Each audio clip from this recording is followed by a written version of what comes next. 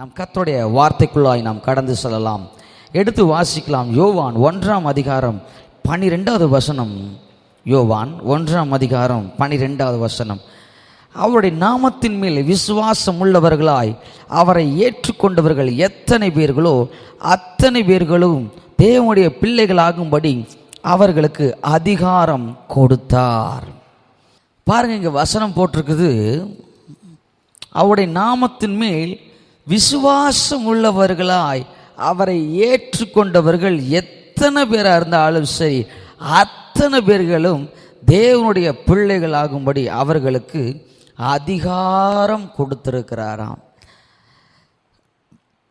பாருங்க, அவரை ஏற்றுக்கொள்கிறவர்கள் அப்படின்னா அவரை ஏற்றுக்கொள்ளாத ஜனங்கள் இருக்கிறாங்க, அவரை ஏற்றுக்கொள்ளாத நிறைய பேர் இருக்கிறாங்க, அவரை ஏற்றுக்கொள்ளாமல் சில ஜனங்கள் இருக்கிறாங்க. அப்படி இருக்கிறப்ப அவரை ஏற்றுக்கிறாங்க. உதாரணத்துக்கு சொல்ல பாருங்க, பதவி ஏற்றுக்கிட்டார், டிஜிபி ஆக பதவி ஏற்றுக்கிட்டார், கலெக்டராக பதவி ஏற்றுக்கிட்டார், அமைச்சராக பதவி ஏற்றுக்கொண்டார். பாருங்க, இப்போ அவரை ஏற்றுக்கொண்டு அப்படின்னு வசனம் சொல்லுது பாருங்க. உலகத்திலேயே பாருங்க, ஒரு பதவி ஏற்றுக்கொண்டாங்க அப்படின்னா, அமைச்சராக பதவி ஏற்றுக்கொண்டான்னா அவருக்கு என்ன கொடுக்கப்படுது? அதிகாரம் கொடுக்கப்படுது. அதை தான் பைபிள் சொல்லுது பாருங்க. எத்தனை பேர்களும் அத்தனை பேர்களும் தேவனுடைய பிள்ளைகளாக அவளுக்கு அதிகாரம். ரொம்ப அருமையான வார்த்தை பாருங்க, அதிகாரத்தை கடவுள் கொடுத்திருக்கிறாராம்.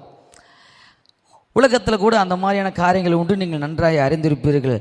ஒருவேளை கலெக்டர் ஆகிறவங்க அதற்கான அதிகாரம் பார்த்தீங்கன்னா, ஈரோடு டிஸ்ட்ரிக்ட் ஒரு கலெக்டர் அவர் பொறுப்பேற்கிறாருன்னு வச்சுக்க, ஏற்றுக்கொள்றாருன்னு வச்சுக்கோங்க, அவருக்கு சகல அதிகாரம் இருக்குது. யாரை வேணால் டிஸ்மிஸ் பண்ணலாம், யாருக்கு வேணால் வேலையை கொடுக்கலாம், இந்த மாவட்டத்தில் என்ன காரியங்களை வேணாலும் செய்யலாம், அதற்கான அதிகாரம் அவருக்கு கொடுக்கப்படுது. ஒரு அமைச்சராய் அவர் பொறுப்பு ஏற்றுக்கொண்ட உடனே அவருக்கு அரசாங்கம் அதிகாரத்தை கொடுக்கிறது. நீங்க இந்த அதிகாரத்தை நீங்கள் செயல்படுங்க. அந்த அமைச்சருக்கு ஒரு அதிகாரம் கொடுக்கப்படுது. அதிகாரம் எதற்காய் கொடுக்கப்படுகிறது? நீ எந்த தமிழ்நாடு ஃபுல்லா நீ என்ன வேணா செஞ்சுக்கலாம், உனக்கு கொடுக்கப்பட்ட இந்த அதிகாரத்திற்குள்ளாய் நீ நிறைய காரியங்களை செய்து கொள்ளலாம் என்று அதிகாரம் கொடுக்கப்படுகிறது. நல்லா புரிஞ்சுக்கங்க, ஒரு காரியத்தை ஏற்றுக்கொண்டவுடன் அவர்களுக்கு முதல்ல கொடுக்கப்படுகிறது அதிகாரம். பாருங்க, சைரன் வச்ச லைட்டோட கார் போகுது, அதிகாரம். சாதாரண கார் ஏன் போக மாட்டேங்குதுன்னா, சாதாரணமாக போகிறவங்களுக்கு சாதாரண கார், ஏற்றுக்கொண்டவர்களுக்கு அமைச்சராய் அதிகாரிகளாய் பெரிய பெரிய அரசாங்க உயர் பதவிகளை ஏற்றுக்கொண்டவர்களுக்கெல்லாம் அதிகாரம் கொடுக்கறது. பாருங்க, ஒரு கிரீனிங்கில் ஒரு கையெழுத்து போட்டால் போதும், அவ்வளோதான், எல்லாமே என்னதுங்க தலைகளாக மாறுகிற அளவுக்கு அதிகாரம் கொடுக்கப்படுகிற. அதே போல தான் நம்ம வாழ்க்கையிலும் இயேசுவை ஏற்றுக்கொண்ட பின்பு நமக்கு தேவன் அதிகாரத்தை கொடுத்திருக்கிறார். எத்தனை பேர்களோ அத்தனை பேர்களுக்கும் தேவனுடைய பிள்ளைகளாகும்படி அதிகாரத்தை அவர் கொடுத்திருக்கிறாராம். அதிகாரம்னா என்னங்க? அதிகாரம் தாங்க பாஸ்டர். ஆதியாகமும் யாத்திராகமும் லேவியராகமும் எல்லாம் ஒவ்வொரு அதிகாரம், அதை சொல்லலைங்க. அத்தாரிட்டி, அதிகாரத்தை என்னதுங்க தேவன் கொடுத்துருக்கிறாரா? ஏன் கொடுத்தாரு? அப்போ நம்மக்கிட்ட இல்லையா? ஆமாங்க, இல்லை. ஏன் இல்லை? யோசிச்சு பாருங்க. அவரை ஏற்றுக்கொள்வதற்கு முன்பதாக ஒரு பாவமான ஒரு வாழ்க்கையில் இருந்தோம். அந்த பாவம் நம்மை அதிகாரம் செலுத்தி அது நம்மை ஆண்டு கொண்டிருந்தது. அதற்கு ஒரு அதிகாரத்தை நாம் கொடுத்து வச்சிருக்கிறோம். அந்த அதிகாரத்தை பயன்படுத்தி அது நம்மை ஆண்டு கொண்டிருந்தது. இப்போ இயேசு கிட்ட பாவ மன்னிப்பை பெற்றுக்கொண்டு அவருடைய பிள்ளைகள் ஆகும்படி அவரை ஏற்றுக்கொண்டவுடன் அவர் இப்பொழுது சில அதிகாரங்களை உங்கள் கைகளை அவர் கொண்டு வந்து கொடுக்கிறார். சில அதிகாரங்கள் உங்கள் கையில் கொண்டு வந்து அவர் கொடுக்கிறார். பாருங்கள், இப்படியே நான் பேசிக்கிட்டு இருந்தேன்னா சில விஷயங்கள் நமக்கு புரியாமல் இருக்கும். லூக்கா 15ஆம் அதிகாரத்தில் அருமையான ஒரு சம்பவம் போடப்பட்டிருக்குது பாருங்கள். எல்லாருக்கும் நல்ல பரிச்சயமான ஒரு சம்பவம். இளைய குமாரன். இந்த சம்பவம் உங்கள் எல்லாருக்கும் தெரியும். ஒரு தகப்பனுக்கு 2 குமாரர்கள் இருந்தார்கள். லூக்கா 15ஆம் அதிகாரம் 11வது வசனத்தை எடுத்து வாசிச்சு பாருங்க. பின்னும் அவர் சொன்னது, ஒரு மனுஷனுக்கு 2 குமாரர் இருந்தார்கள். அவர்கள் இளையவன் தகப்பனை நோக்கி, தகப்பனே, ஆஸ்தியில் எனக்கு வரும் பங்கை தர வேண்டும் என்றான். அந்தபடி அவன் அவர்களுக்கு தன் ஆஸ்தியை பங்கிட்டு கொடுத்தான். சில நாளைக்கு பின்பு இளைய மகன் எல்லாவற்றையும் சேர்த்து கொண்டு தூர தேசத்துக்கு புறப்பட்டு போய் அங்கே துன்மார்க்கமாக ஜீவனம் பண்ணி தன் ஆஸ்தியை அழித்து போட்டான். எல்லாவற்றையும் அவன் செலவழித்த பின்பு அந்த தேசத்திலே கொடிய பஞ்சம் உண்டாயிற்று. அப்பொழுது அவன் குறைவுபட தொடங்கி அந்த தேசத்தின் குடிகளில் ஒரு இடத்தில் போய் ஒட்டி கொண்டான். அந்த குடியானவன் அவனை தன் வயல்களில் பன்றிகளை மேய்க்கும்படி அனுப்பினான். அப்பொழுது பன்றிகள் தின்கிற தவிட்டினாலே தன் வயிற்றை நிரப்ப ஆசையாக இருந்தான். ஒருவனும் அதை அவனுக்கு கொடுக்கவில்லை. பாருங்க, ஒரு தகப்பனுக்கு 2 குமாரர் இருந்தாங்க. ஒருத்தன் மூத்தவர், இன்னொன்று இளையவன், 2 பேர் இருக்கிறாங்க. இந்த 2 நபர்களுடைய வாழ்க்கையும் பாருங்க. மூத்தவர் அப்பா கூட இருக்கிறாரு, இளையவர் அப்பா கூட சண்டை போட்டு ஆஸ்தியில் பாதி பங்கை, தனக்குன்னு சேர வேண்டிய பங்கை வாங்கிட்டு போயிடுறாரு. கொஞ்ச நாளில் எல்லா பணமும் எல்லா ஆஸ்தியும் செலவழிந்துருது. எல்லாரும் அவனை ஏமாற்றி நயவஞ்சகமாக எல்லாவற்றையும் வாங்கி கொள்கிறார்கள். இப்பொழுது எல்லாம் கையில் இருந்த காசெல்லாம் செலவாயிடுச்சு, எல்லாம் போயிடுச்சு. ஆஸ்தி எல்லாம் அப்பாட்டிருந்து வாங்கிட்டு வந்த எல்லாமே போயிடுச்சு. இப்போ வேலைக்காக போகலான்னு சொல்லிட்டு பார்த்தா யாரும் வேலை கிடைக்க மாட்டேங்க, வேலை தரமாட்டின்ட்டாங்க. இப்போ அவனுக்கு ஒரு வேலை கிடைக்குது. என்னன்னு பார்த்தா பன்றிகளை மேய்க்கிற ஒரு வேலை கிடைக்குது. அதாவது கரெக்டாக நல்லா இருக்குன்னு பார்த்தா அதுக்கும் மேலே இருக்குது. சரியான சாப்பாடு இல்லை, வலி, வேதனை, பசி, பட்டினி, வறுமை, போட்டுக்கிறதுக்கான நல்ல உடை இல்லை, தங்குவதற்கு உறைவிடம் இல்லை, பயங்கர கஷ்டப்படுறான். ஒரு நாள் உட்கார்ந்து அந்த பன்றிகளுக்கு நடுவில் உட்கார்ந்து யோசிக்கிறான், நான் ஏன் இப்படிப்பட்ட ஒரு வாழ்க்கையை நான் வாழ வேண்டும் என்று சொல்லி அவன் வேதனையோடு கூட பார்த்து கொண்டிருக்கிறான். வேதம் சொல்லுகிறது, அவன் புத்தி தெளிந்த பொழுது என் தகப்பனுடைய வீட்டில், இந்த வார்த்தை ரொம்ப முக்கியம் பாருங்க, என் தகப்பனுடைய கூலிக்காரர் எத்தனையோ பேர் இருக்கிறாங்க. என் தகப்பன், மை ஃபாதர், என் தகப்பன், அந்த வார்த்தை ரொம்ப முக்கியம் பாருங்க. என் தகப்பன் அப்படிங்கிறான். அப்பாவே வேண்டான்னு சொல்லிட்டு சண்டை போட்டுட்டு வந்தான். இப்போ அப்பா அப்படிங்கிறான். ஏன் தெரியுமா? எங்கள் அப்பா வீட்டில் நான் எப்படி இருந்தேன் தெரியுமா? என் தகப்பன் வீட்டில் நான் எப்படி இருந்தேன் தெரியுமா அப்படின்னு அவன் நினச்சி பார்த்துட்டு சொல்கிறான் பாருங்க. எத்தனையோ கூலிக்கார இருக்காங்க, அந்த கூலிக்காரில் ஒருத்தரை போல் நானும் வாழ்ந்துட்டு போயிடுறேன் அப்படின்னு சொல்லிட்டு அவன் நினச்சிக்கிட்டு வேதம் சொல்லுது பாருங்க, நான் எழுந்து என் தகப்பனிடத்தில் போய், தகப்பனே, பரத்துக்கு விரோதமாகவும் உமக்கு முன்பதாகவும் பாவம் செய்தேன். இனிமேல் உம்முடைய குமாரன் என்று சொல்லப்படுவதற்கு நான் பாத்திரம் நல்ல, உம்முடைய கூலிக்காரில் ஒருவனாக என்னை வைத்துக்கொள்ளும் என்பேன் என்று சொல்லி புறப்பட்டு அப்பாட்ட போகிறான். என்னன்னு சொல்லிட்டு போகிறான்?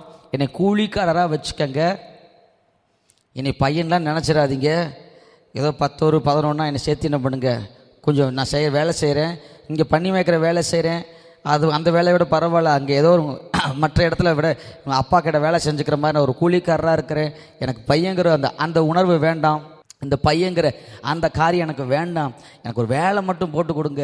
அவங்களுக்கு எப்படி சனிக்கிழமை சம்பளம் கொடுக்குறீங்களோ அதே மாதிரி எனக்கு சம்பளத்தை கொடுங்க, நான் பாட்டு வாங்கிட்டு ஏதோ ஒரு இடத்துல வாழ்ந்துட்டு நான் போயிடுறேன் அப்படிங்கிற எண்ணத்தோடு கூட, நல்லா புரிஞ்சுக்கங்க, அப்படிங்கிற எண்ணத்தோடு கூட இந்த கெட்ட குமாரன் அப்படின்னு சொல்லப்படுகிற, இளைய குமாரன் அப்படின்னு சொல்லப்படுகிற, புத்தி தெளிந்த குமாரன் என்று சொல்லப்படுகிற இந்த மனுஷன், இந்த குமாரன் அப்பா கிட்ட போறான்.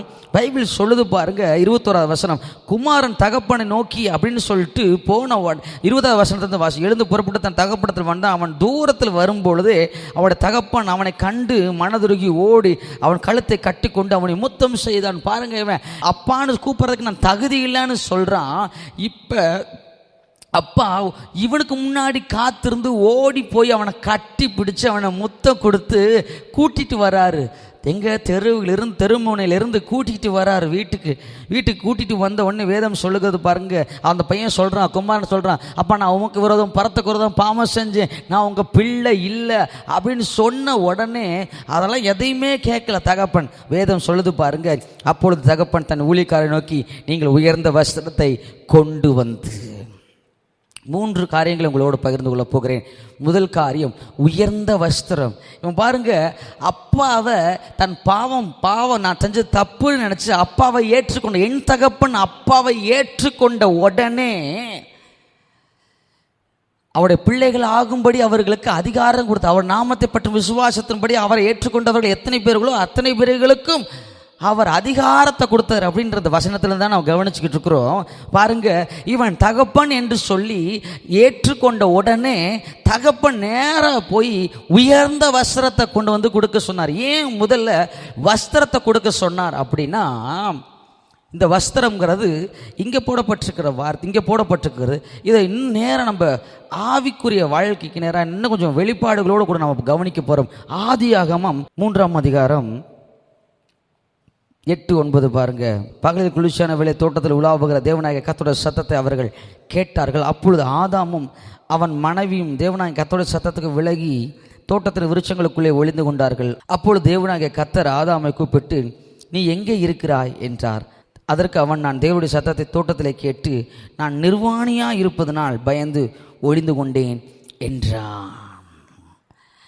நிர்வாணி அப்பனா உடை இல்லாத ஒரு சூழலிலே இந்த ஆதாம் இருக்கிறான். உடை இல்லாத ஒரு சூழலே அவன் வாழ்ந்து கொண்டிருக்கிறான். பாருங்க, இதுக்கு முன்னாடி அவன் ஏன் ட்ரெஸ் இல்லையா? ட்ரெஸ் இருந்துச்சு. என்ன தெரியுமா? மகிமையால ஆதாமையும் ஏவாளையும் கர்த்தர் தன்னுடைய மகிமையால அவனுக்கு ட்ரெஸ்ஸாவே தைச்சு போட்டிருந்தார்.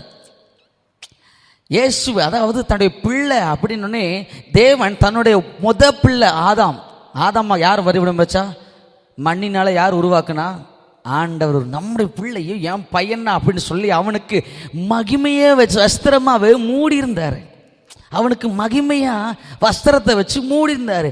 இப்ப ஏவாளும் ஆதாமும் பாவம் செய்த நிமித்தம் அந்த வஸ்திரம் எடுக்கப்பட்ட உடனே அவன் நிர்வாணியாக்கப்பட்டு விட்டான். இப்ப தன் நிர்வாணியா இருக்கிறேன் என்று சொல்லி ஓடி ஒளிஞ்சுக்கிட்டான். இப்ப இந்த நிர்வாணியா இருக்கிறேன் என்பதை மாற்றும்படியாக பாருங்க, அன்றைக்கு தேவன் அன்றைக்கு ஆதாம் இழந்து போன அந்த மகிமையின் வஸ்திரத்தை தான் இங்க லூக்கா 15ஆம் அதிகாரத்தில் தகப்பன் உயர்ந்த வஸ்திரம் என்று சொல்லப்படுகிறதே, அந்த வஸ்திரம் தான் மகிமையின் வஸ்திரம். ஆதாம் அந்த நாளிலே மகிமையின் வஸ்திரத்தை இழந்து போனான். ஆனால் இன்று நம்முடைய தகப்பனாகிய கிறிஸ்துவை ஏற்றுக்கொண்டது போல அந்த ஆதாம் இழந்து போன அந்த மகிமையின் வஸ்திரத்தை முதலில் உங்களுக்கு கொடுத்தார். அதாங்க முதல்ல இருக்க வெளிப்பாடு, முதல்ல இருக்க ரகசியம். என்ன அதிகாரம் கொடுத்திருக்கிறாரு? உங்களை மகிமை, நீங்கள் அவர் கடத்தில் இருக்கிற ராஜரீக மகிமையா இருக்கீங்க. வசனம் சொல்லுது பாருங்க, அது மாதிரி நீங்க மகிமையா இருக்கு, குளோரியஸா இருப்பீங்களா? அவரை ஏற்றுக்கொண்டு உங்களுக்கு கொடுக்குற அதிகாரம் என்ன தெரியுமா? குளோரியஸ், மகிமையானவர்களாய் நீங்கள் கடந்து செல்ல. அப்படியே ஆதாம் மகிமையா இருக்கிறப்ப, கர்த்தருடைய மகிமை உங்களை மூடி இருக்கிறப்ப பாருங்க, ஒரு குறையும் இல்லை. அப்படியே அவங்க சாப்பிட்றதுக்கு ஒரு குறையும் இல்லை. குடிக்க தண்ணியிலிருந்து சகல வசதி இருந்துச்சு. சகல வசதியும் அவங்க வாழ்க்கையில் இருந்துச்சு. அதாங்க அதிகாரத்தில் அப்பா பாருங்க, பையன் அப்பாவை ஏற்றுக்கொண்ட உடனே அப்பா பையனுக்கு வஸ்திரத்தை கொடுக்குறாரு. ஏன் தெரியுமா? ஆதாம் வஸ்திரத்தை இழந்து போனான். இப்போ அப்பாவை இயேசுவை ஏற்றுக்கொண்டனே இயேசு என்ன பண்றார்? ஆதாம் அன்னைக்கு வஸ்திரத்தை இழந்து போயிட்டான். இன்னைக்கு என் மகனுக்கு நான் மகிமையின் வஸ்திரத்தை, அன்றைக்கு ஆதாம் இழந்து போன வஸ்திரத்தை நான் உனக்கு தரேன்னு சொல்லி ஆதாம் இழந்து போன அந்த வஸ்திரத்தை, மகிமையின் வஸ்திரத்தை உங்களுக்கும் எனக்கும் கொடுத்து இளைப்பாறும் வாழ்க்கையை தேவன் கொடுத்திருக்கிறார். அதுதானுங்க அதிகாரம். மகிமையா உலாவிக் கொள்கிற ஒரு வாழ்க்கையை தேவன் உங்களுக்கும் எனக்கும் அவர் கொடுத்திருக்கிறார். இரண்டாவது பாருங்க, முதல்ல அப்பா என்ன பண்ணார்? உயர்ந்த வஸ்திரத்தை அவனுக்கு கொடுத்துட்டார். அப்பொழுது தகப்பன் தன் ஊழியக்காரருக்கு, நீங்கள் உயர்ந்த வஸ்திரத்தை கொண்டு வந்து இவனுக்கு உடுத்தி. ஃபஸ்ட்டு ஏன் உயர்ந்த வஸ்திரம்? ஆதாம் ட்ரெஸ்ஸு உடையை இழந்து போனா, மகிமின் வஸ்திரத்தை இழந்து போனா, இயேசுவை ஏற்றுக்கொண்டான். இப்போ நீங்கள் இயேசுவை ஏற்றுக்கொண்டுட்டீங்க. கர்த்தர் உங்களுக்கு ஆதாம் இழந்து போன அந்த மகிமையின் வஸ்திரத்தை நீங்கள் பெற்றுக்க முடியாது. முதலாவது உங்களுக்கு வஸ்திரத்தை கொடுக்கிறார். ரெண்டாவது பாருங்க, அப்பொழுது தகப்பன் தன் ஊழியக்காரர் நோக்கி, நீங்கள் உயர்ந்த வஸ்திரத்தை கொண்டது இவனுக்கு உடுத்தி இவன் கைக்கு மோதிரத்தையும். ரெண்டாவது மோதிரம். எத்தனை பேர் மோதிரம் போட்டுருக்கிறீங்க? ஆமாம், எல்லாரும் கையில் மோதிரமாக போட்டுரு. மோதிரம் போடுறது எல்லாத்துக்கும் பிடிக்குங்க. அதுவும் 5 கையில் 5. நான் ஒருத்தரை பார்த்தேன், வெள்ளை சட்டை வெள்ளை வெஸ்டி, 5 கையில் 10 கைக்கு 10 மோதிரம் போட்டிருந்தார். பார்க்கவே பயங்கரமாக இருந்துச்சு. அப்படின்னா என்னென்னா, மோதிரம் போடுறது அவ்வளோ என்ன சொல்கிறது, எல்லாத்துக்கும் பிடிக்குது பாருங்க. நிச்சயம் மோதிரம் நம்முடைய கலாச்சாரத்தில் என்ன சொல்கிறாங்க, ஆணுக்கும் ஒரு பெண்ணுக்கும் திருமணம் நிச்சயமாக்கப்படுதுன்னா மோதிரம் மாற்றிட்டு என்ன சொல்கிறதுங்க, திருமணம் நிச்சயத்துக்கு மோதிரம் தான். ஸோ இந்த மோதிரம் அப்படிங்கிற காரியத்தை ரெண்டாவதாக இங்கே தகப்பன் கொடுக்குற. முதல்ல வஸ்திரத்தை கொடுத்தார். ஏன் வஸ்திரம் கொடுத்தார்? இவன் மகிமையின் வஸ்திரம் இல்லாமல் இருக்கிறான்ப்பா அப்படின்னு சொல்லிட்டு இயேசுவை ஏற்றுக்கொண்ட உடனே இயேசு உங்களுக்கு மகிமையின் வஸ்திரத்தை கொடுத்தாரு. இதைத்தான் தகப்பன் சொல்லுகிறார். ரெண்டாவது, தகப்பன் தகப்பனை ஏற்றுக்கொண்ட இந்த இளையகுமாரனுக்கு இந்த தகப்பன் மோதிரத்தை கொடுக்குறார். இந்த மோதிரம் எதற்கு அடையாளமாக இருக்கிறது அப்படின்னா, அதுவும் ஆதியாகமத்தில் தான் இருக்குதுங்க. 1ஆம் அதிகாரத்தில் வாசிச்சு பாருங்க. 1ஆம் அதிகாரம் 26, 27, 28 பாருங்க. பின்பு தேவன் நமது சாயலாகவும் நமது ரூபத்தின்படியே மனுஷனை உண்டாக்குவோமாக, அவர்கள் சமுத்திரத்தின் மச்சங்களையும் ஆகாயத்து பறவைகளையும் மிருக ஜீவன்களையும் பூமி அனைத்தையும் பூமி மேல் ஊறுகிற சகல பிராணிகளையும் ஆளக்கடவர்கள் என்றார்.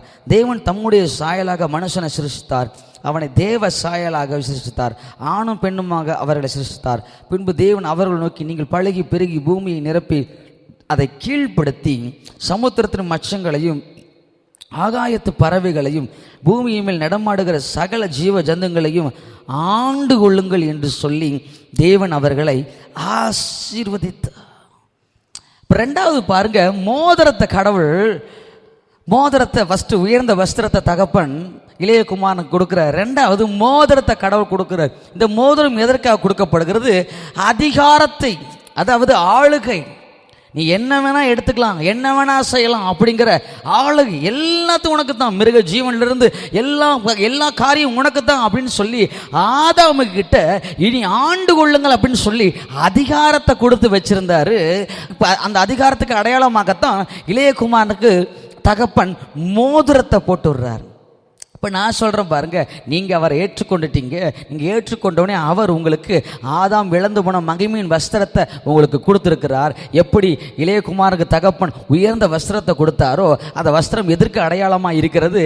ஆதாம் இழந்து போன மகிமையின் வஸ்திரத்திற்கு அடையாளமாக இருக்கிறது. ரெண்டாவது, தகப்பன் பிள்ளைக்கு தன்னுடைய இளையகுமாரனுக்கு மோதிரத்தை கொடுக்கிறார். இந்த மோதிரம் எதுக்கு அடையாளமாக இருக்குது அப்படின்னா, அதிகாரத்தை ஆளுகை செய்வதற்காக கொடுக்கப்பட்டிருக்கிறது. ஸோ அதாவது இஸ்ரவேல் நாட்டில் அல்ல தானியலுடைய காரியத்தை எடுத்து பார்த்துட்டு வச்சுக்கோங்களேன். முத்திரை போடப்பட்ட தானியல் 6ஆம் அதிகாரத்தில் கூட அந்த வசனம் இருக்கிறது. முத்திரை போடப்பட்டதற்கு முத்திரை அப்படின்னா என்ன தெரியுங்களா? இந்த மோதிரத்தில் அந்த பார்வோன் பாபிலோனுடைய ராஜாங்கத்தினுடைய அரசாங்க முத்திரை இருக்கும் பாருங்க, அதை என்னதுங்க மோதிரத்தில் இருக்கும். அதை இப்படி மோதிரம் எடுத்துங்க, முத்திரை போட்டார்னா என்னதுங்க, அவ்வளோதாங்க. அதுக்கு மேலே எதுவுமே என்னதுங்க, யாருமே அந்த நாட்டில் பேசவே முடியாது. அது ஆளுகை, ஜனத்தை ஆளுகை செய்வார். நீ இருக்கணும்னா இருக்கு, அவனை தூக்கி ஜெயிலில் போட்டுனா ஜெயிலில் போட்டுருவாங்க, அவனை வேலையை விட்டு தூக்குனா தூக்கிடுவாங்க. ஆளுகை, எல்லா ஜனத்தின் மேலே ஆளுகை செய்யறதுக்கான காரியத்தை அந்த மோதிரம் குறிக்கிறது. அதைத்தான் தகப்பன் சொல்றாரு, இந்த மோதிரத்தை மாட்டி விடுறார். டே மகனே, நீ இதுக்கு முன்னாடி ஆதாம் இப்படித்தான் அவனுக்கு நான் ஒரு ஆளுகை செய்கிற காரியத்தை கொடுத்தேன், ஆனால் அதை அவன் இழந்து போயிட்டான். அது மாதிரி நீ இழந்து போயிருப்ப. இப்போ என்கிட்ட இருந்து எல்லா சொத்து எல்லாம் வாங்கிட்டு போய் நீ எல்லாம் இழந்து போய் அதிகாரத்தை இழந்து போய் வந்திருக்கிற. இப்போ நான் உனக்கு இந்த மோதிரத்தை போட்டு விடுறேன். இந்த மோதிரம் எதுக்கு அடையாளம் இருக்கு தெரியுமா? நீ இங்க இருக்க வேலைக்காரர்கள், இங்க இருக்க சொத்துக்கள், இங்க இருக்க எல்லாத்து மேலேயும் நீ ஆளுகை செய்யலாம். நீ ஆளுகை செய்யலாம். அதிகாரத்தை ஆளுகை செய்கிற அதிகாரத்தை தேவன் உங்களுக்கு கொடுத்திருக்கிறாருங்க. நல்லா புரிஞ்சுக்கங்க. நீங்களும் நானும் தான் பல வேளையில பயந்து போய் உட்கார்ந்து இருக்கிறோம். பிசாசை பார்த்து, சூழ்நிலையை பார்த்து, எதிரியை பார்த்து, தோல்வியை பார்த்து, பிரச்சனைகளை பார்த்து, பற்றாக்குறைகளை பார்த்து நடுங்கிக்கிட்டு இருக்கிறோம். ஆனா அதை மேல எல்லாம் ஆளுகை செய்யறதுக்கான அதிகாரத்தை தேவன் உங்களுக்கு கொடுத்திருக்க. எப்ப நீங்க அவரை ஏற்றுக்கொண்டீங்களோ, நீங்க அவரோட பிள்ளைன்னு நீங்க நம்பினீங்களோ, அப்பவே உங்களுக்கு அந்த அதிகாரத்தை அவர் கொடுத்து வச்சிருக்கிறாரு. நீங்க அந்த அதிகாரத்தை பற்றின அறிவு உங்களுக்குள் இல்லாததினாலே நீங்கள் இன்னும் அதிகாரம் பெறாதவர்களைப் போல பயந்து ஆதாமை போல ஓடி ஒளிந்து கொண்டிருக்கிறீர்கள், நடுங்கிக் கொண்டிருக்கிறீர்கள், கூனி குறுகி போய் கொண்டிருக்கிறீர்கள். தைரியமா இப்ப இளையகுமாரன் கூனி குறுகி போய் வர்றான். அப்பா பார்த்து சொன்னாரு, ஏய் நீ கூனி குறுகி போக வேண்டிய ஆள் இல்லப்பா, உயர்ந்த வஸ்திரம் மகிமின் வஸ்திரத்தை மாட்டிக்க, இந்த மோதிரத்தை மாட்டிக்க, இருக்க அத்தனை பேருக்கு மேலும் நீ அதிகாரி, நீ ஆளுகை செய்யலாம் என்று சொல்லி அதிகாரத்தை கொடுத்திருக்கிறாருங்க. நான் சொல்றேன், உங்க கையில இப்ப தங்க மோதிரம் கொடுக்கப்படலைங்க, கிறிஸ்துவின் மோதிரமே கொடுக்கப்பட்டிருக்கிறதுங்க. அதுதான் இயேசு என்கிற மோதிரம் உங்க கையில இருக்குதுங்க. அதிகாரமிக்க மோதிரம் அந்த மோதிரம். அந்த மோதிரத்தை வச்சுட்டு நீங்க ஏங்க பயந்துகிட்டு இருக்கிறீங்க?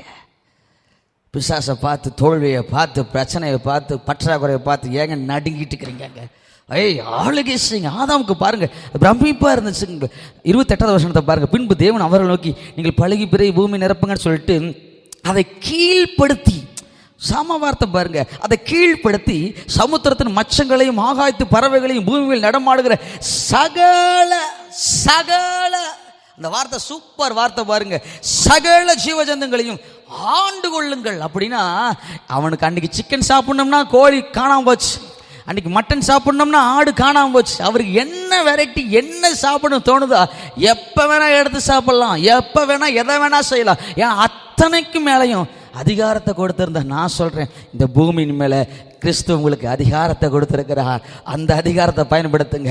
உங்கள் குடும்பத்துக்குள்ள தேவ அதிகாரத்தை கொண்டு வாங்க. நீங்கள் அதிகாரம் பெற்றவர்களைப் போல நீங்கள் நடமாடுங்க.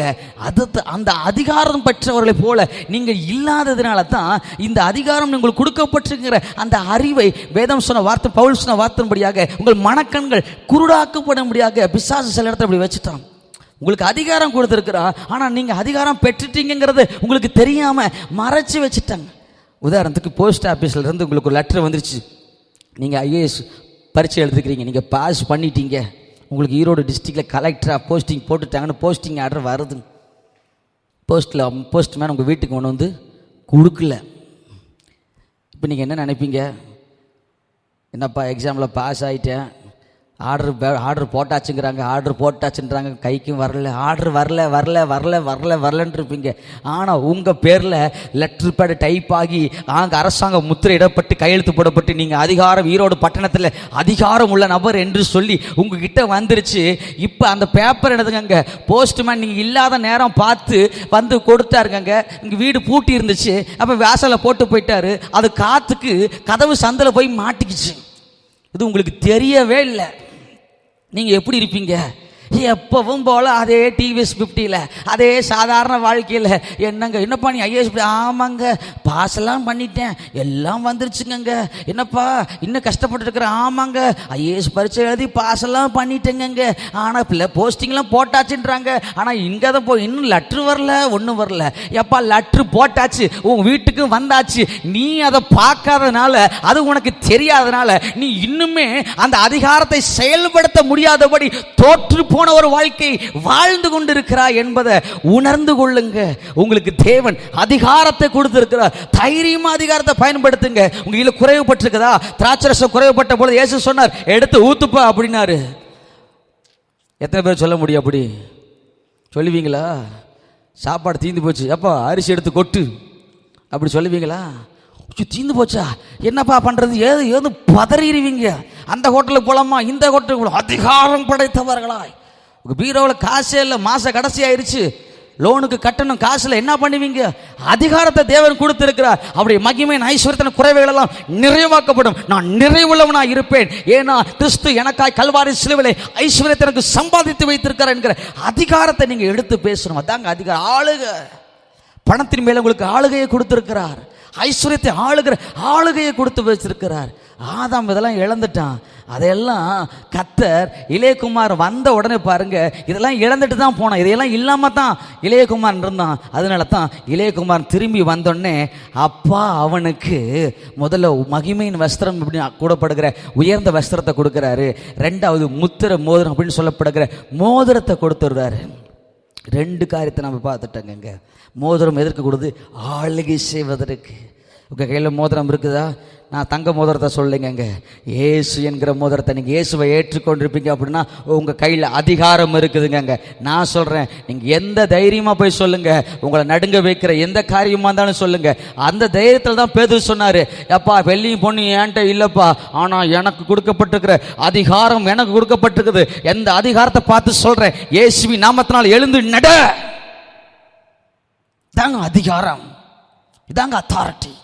ஆளுகை, அந்த பலகீனத்தின் மேல ஆளுகை செய்யும்படியாக தேவன் அதிகாரத்தை கொடுத்திருக்கிறார் என்பதை பேதுரு அறிஞ்சிருந்தார். அதனால தான் அதை போய் செஞ்சார். உங்க வீட்டில் ஒருத்தர் பலகீனமா இருக்கிறாங்க, நேரம் அவங்கள பார்த்து, ஏய் பலகீனமே வெளியே போ, பலகீனத்தை இயேசு சிலுவையில் சுமந்திருக்கார் அதிகாரம் உடையவர்களாய் பேசணும். ஐயோ என்னாச்சுப்பா, என்னாச்சு? ஆண்டவரே சுகப்படுத்துங்க, ஐயோ பாவம், ஐயோ ஆண்டவரே கெஞ்சாதீங்க. அதிகாரத்தை தேவன் கொடுத்திருக்கிறார், அதை பயன்படுத்துகிறவர்களா நீங்க எப்ப எந்திரிச்சு நிக்க போறீங்க? நீங்க பிள்ளை, அதிகாரமிக்க பிள்ளைங்கிறத என்னைக்கு நீங்க உணர போறீங்க?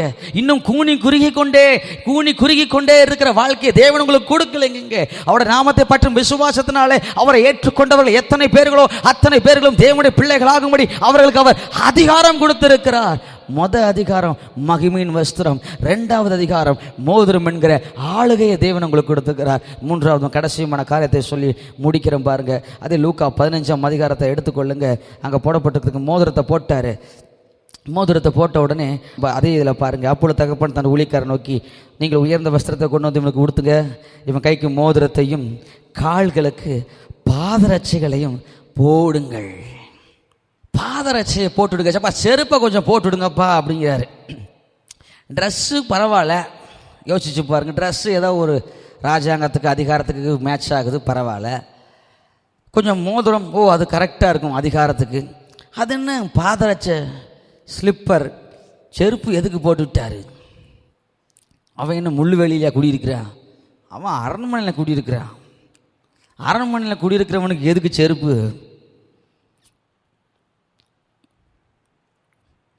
யோசிச்சு பாருங்க, எதுக்கு செருப்பு போட்டிருப்பாரு? அவன் வாழ்கிறதும் எல்லாம் பஞ்சு மத்த மாதிரி இருக்குது. ஹாலிலிருந்து அப்படி நடந்து போகிற தூரம்னா எல்லாம் கல்லே இருக்காது. எல்லாம் வீடு கூட்டுறதுக்கு 100 பேர், முள்ளு எல்லாம் சுத்தம் தோட்ட துறவுகள்லாம் பார்க்குறக்கு ஒரு 200 பேர் அப்படின்னு சொல்லி அத்தனை ஜனம் இருக்கிறாங்க வேலை செய்கிறதுக்கு. எதுக்குங்க இந்த பாதரட்சை? அவரை பற்றுகிற விசுவாசத்தினாலே அவரை ஏற்றுக்கொண்டவர் எத்தனை பேர்களோ அத்தனை பேர்களுக்கும் அவர் தேவனுடைய பிள்ளைகள் ஆகும்படி அவர்களுக்கு அதிகாரம் கொடுத்திருக்கிறாரே. அந்த அதிகாரத்தின் அப்படிங்கிற கண்ணாடியை வச்சு நம்ம இதை வாசித்து பார்த்தோம்னா உங்களுக்கு புரிய ஆரம்பிக்கும். இவன் கைக்கு மோதிரத்தையும் கால்களுக்கு பாதரட்சையும் போடுங்கள். இதுவும் ஆதியாகமத்தில் இருந்தால் நம்ம பார்க்க போகிறோங்க. அங்கே பாருங்க, இவன் நிர்வாணியாக இருப்பேன்னு தெரிஞ்சு போய் ஒளிஞ்சுக்கிட்டான். தேவன் இது வரைக்கும் அதுக்கு முன்னாடி வரைக்கும் ரெகுலராக கடவுளோட பேசிக்கிட்டே இருந்த இந்த ஆதாம் ஏவாளும் இப்போ ஓடி ஒளிஞ்சிக்க ஆரம்பிச்சுட்டாங்க. தேவனோட போய் சேர முடியல, தேவனிடத்துல பேச முடியல, தைரியமாக போய் கர்த்தரோட நின்று பேச முடியல, ஓடி ஒளிஞ்சிக்கிட்டு இருக்கிறாங்க. இப்போ யோசிச்சு பாரு, இதை அப்படியே நினைவில் வச்சுக்கங்க. இப்போ இந்த தகப்பன் இந்த இளையகுமாரனுக்கு பாதரட்சையை கொடுக்கிறார். இந்த பாதரட்சையை குறித்து எபேசியர் 6ஆம் அதிகாரத்துக்கு நேரம் வேதாந்தம் திருப்பிக் கொள்ளுங்கள். எபேசியர் 6ஆம் அதிகாரத்தில் இப்படியே வசனம் சொல்லுகிறது. எபேசியர் 6ஆம் அதிகாரம் 15வது வசனத்தை வாசிச்சு பாருங்க. சமாதானத்தின் சுவிசேஷத்திற்குரிய ஆயத்தம் என்னும் பாதரட்சையை கால்களிலே தொடுத்தவர்களாயும், சமாதானத்தின் சுவிசேஷத்துக்குரிய ஆயத்தம் என்னும் பாதரட்சையை கால்களில் தொடுத்தவர்களாயும். அதாவது சமாதானத்தின் சுவிசேஷம். இந்த ஆதாமும் ஏவாளும் தேவனுக்கு விரோதமாக தவறு செய்து தேவனிடத்திலிருந்து பிரிந்து போய் விட்டார்கள். இப்ப தேவனுக்கும் ஆதாம் ஏவாளுக்கும் ஒரு பகை உண்டாயிருக்கிறது. பகைனா ஒரு பிரச்சனை, பாவம் அப்படி நடுவில் வந்து இருவரையும் பிரித்து விட்டது. இப்போது ஆதாம் தேவனோடு உறவாட விரும்புகிறான். உறவாட முடியாதபடி இந்த பாவம் தடுத்து நிறுத்துகிறது. இதே போல இவன் நெருங்கி செல்ல விரும்பியும் இவனால் போக முடியவில்லை. இந்த தகப்பன் பாருங்க, இந்த இளையகுமாரன் தகப்பன் சொன்ன உடனே அப்பாவோட நெருங்கி சேர முடியாம இருந்துச்சு. அது அப்பா பார்த்தாரு. நீ ஏன் எவ்வளவு பயந்துகிட்டு இருக்கிற, நீ ஏன் பயந்துகிட்டு இருக்கிற அப்படின்னு சொல்லி சுவிசேஷம், சமாதானம். சுவிசேஷங்கிறது என்ன தெரியுமா? இயேசு உங்களுக்காக பூமிக்கு வந்தார், இயேசு உங்களுக்காக சிலுவையிலே ரத்தத்தை சிந்தினார், அடிக்கப்பட்டார், மரித்தார், 3ஆம் நாள் உயிரோடு கூட எழுந்தார். அவர் எழுந்ததினாலே கிறிஸ்துவோடு கூட தேவனோடு கூட நீங்கள் இணைக்கப்பட்டிருப்பீர்கள். இதுதாங்க சுவிசேஷம். இதைத்தான் இளையகுமாருக்கு அந்த தகப்பன் போட்டார். சமாதானம் என்கிற சுவிசேஷத்தின் பாதரட்சைங்கிறது. இப்படி தைரியமாவா, ஏன் பயந்து வர? முன்னாடி தான் தான் பாவி, நான் பாவின் கூனி பாவின்னு சொல்லிட்டு பயந்து வந்த. இப்ப சுவிசேஷம், சமாதானம், உனக்கு எனக்கு எந்த பிரச்சனையும் இல்லை, சிலுவை நடையில வந்துருச்சு. இப்ப நீ ஃப்ரீயா என்கிட்ட நேரா என்கிட்ட வந்து பேசலாம், தைரியமா என்கிட்ட வந்து பேசலாம். கடவுளோடு முகமுகமாய் பேச, கடவுளோடு நேரடியாய் பேசுவதற்கு தேவன் உங்களுக்கு அதிகாரத்தை கொடுத்திருக்கிறாருங்க. நீங்க யார்கிட்ட ரெக்கமெண்டேஷனுக்கெல்லாம் போக தேவையில்லைங்க. பாஸ்டர் நீங்க ஜெபம் பண்ணி சொல்லுங்க பாஸ்டர் நீங்க யோசிச்சு சொல்லுங்க பாஸ்டர். ஆலோசனை கேட்பது தவறல்ல. குறி சொல்ற மாதிரி ஏதோ ஜோசியும் கிளி ஜோசியும் கேட்கிற மாதிரி பாஸ்டர் நீங்க கொஞ்சம் ஜெபம் பண்ணி சொல்றீங்களா, அந்த மாதிரி பழக்கத்தை என்னை பொறுத்தவரைக்கும் நீங்கள் பழகி கொள்ளாதிருங்கள். நேரடியாய் தேவனோடு கூட பேசும்படியாய், அவர் உங்களோடு கூட பேசும்படியாய் அவர் விரும்புகிறார். அதற்கு தாங்க அவர் இந்த அதிகாரத்தை கொடுத்திருக்கிறார். சுவிசேஷம் என்கிற பாதரட்சியை அந்த இளையகுமாரனுக்கு தகப்பன் கொடுத்தார் பாருங்க. அதை தான் உங்களுக்கும் கொடுத்திருக்கார். நீங்க டைரக்டா கர்த்தர்கிட்ட பேசலாங்க. நம்ம ஆண்டவர் பேசாத கல்லோ மண்ணோ அல்ல. உண்மையா பேசுவாரா? நீங்கள் ஏன் இவ்வளோ பேச மாட்டேங்கிறீங்க, நீங்கள் விரும்ப பயம், அதான் எனக்கு டவுட்டாக இருக்குதுங்க அப்படின்ட்டு. இல்லை அவர் நிச்சயம் பேசுவார். ஏன்னா இன்னைக்கு உங்களோட அவர் தான் பேசிக்கிட்டு இருக்கிறார். அவர் தான் இன்னைக்கு வார்த்தையை பகிர்ந்து கொண்டுட்டு இருக்கிறார். நான் சொல்கிறேன், 3 காரியத்தை இன்னைக்கு நம்ம பார்த்தோம். முதலாவது, இளையகுமாரன் தகப்பனை விட்டு போன பொழுது உயர்ந்த வஸ்திரத்தை கொடுத்தார். அதிகாரம் என்கிற காரியத்தை குறித்து பார்த்துட்டோம். உயர்ந்த வஸ்திரம் எதை குறிக்கிறது? ஆதாம் இழந்து போன மகிமையின் வஸ்திரத்தை திரும்ப இயேசுவை நீங்கள் ஏற்றுக்கொண்ட பொழுது அந்த மகிமையின் வஸ்திரம் உங்களுக்கு கொடுக்கப்பட்டது. ஆதாம் ஆளுகிறவனாய் இருந்தான். அந்த ஆளுகையிலே அவன் இழந்து போனது போல இந்த இளையகுமாரன் இழந்து போனான். இப்பொழுது மோதிரத்தின் மூலமாக கிறிஸ்துவின் மூலமாக இயேசுவை ஏற்றுக்கொண்டதன் மூலமாக உங்களுக்கு அந்த ஆளுகை திரும்ப கொடுக்கப்பட்டது. மூன்றாவதாக சுவிசேஷம் என்கிற அந்த பாதரட்சை, அந்த செருப்பை எதுக்கு போட்டுட்டா தெரியுமா?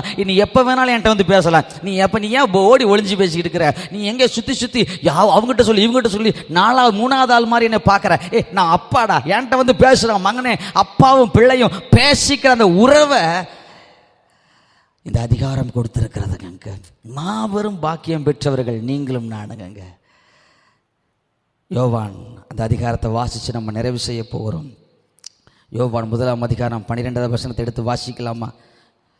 நான் வாசிக்கிறேன் பாருங்க, என் கூட சேர்ந்து சொல்லுங்க. அவருடைய நாமத்தின் மேல் விசுவாசம் உள்ளவர்களாய் அவரை ஏற்றுக்கொண்டவர்கள் எத்தனை பேர்களோ அத்தனை பேர்களும் தேவனுடைய பிள்ளைகளாகும்படி அவர்களுக்கு அதிகாரம் கொடுத்திருக்கிறார். நீங்க அவருடைய பிள்ளைங்க. உங்களுக்கு தேவன் அதிகாரத்தை கர்த்தர் கொடுத்திருக்கிறார். அதிகாரத்தை தேவன் கொடுத்திருக்கிறார். நீங்க ஆளுகை செய்கிறவர்களாய் தேவன் அதிகாரத்தை கொடுத்திருக்கிறார். நீங்க மகிமையானவர்களாய் இந்த உலகத்தில் வளம் வரும்படியான அதிகாரத்தை தேவன் கொடுத்திருக்கிறார். தேவனோடு கூட நேரடியாய் பேசும்படியான அதிகாரத்தை தேவன் உங்களுக்கு கொடுத்திருக்கிறாருங்க. இந்த அதிகாரத்தை நீங்க பயன்படுத்தி உங்க வாழ்க்கையை நீங்க செழிப்பாக்கி கொள்ளுங்க.